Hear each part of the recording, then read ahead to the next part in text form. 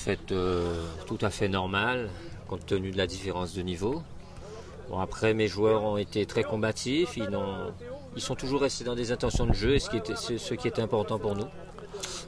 Quel est le bilan de ces interligues? Vous avez une victoire, 2 défaites. Bilan plutôt positif? Oui, en fait, nous, on essaie d'abord de tirer un bilan au niveau du jeu. On avait une équipe un petit peu constituée au dernier moment, puisque les Guyanais n'ont pas pu venir pour renforcer notre équipe.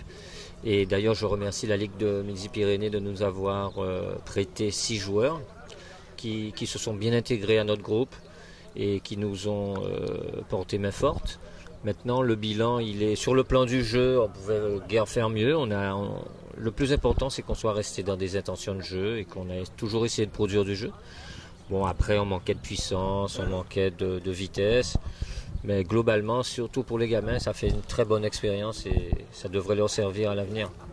Quelle est votre réaction après cette victoire 3-0? Bah écoutez, on est content d'avoir terminé le travail.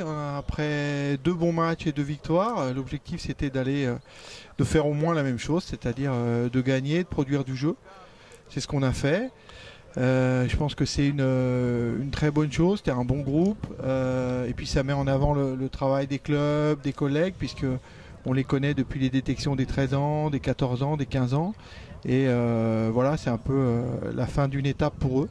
Et ça montre qu'ils ont bien travaillé pendant ces années pour pouvoir évidemment produire football de qualité. J'espère que cette expérience, ça va leur servir. Il y en a pas mal qui vont entrer dans les clubs professionnels ou qui vont poursuivre leur chemin. Donc ça doit être pour eux une bonne expérience pour se construire.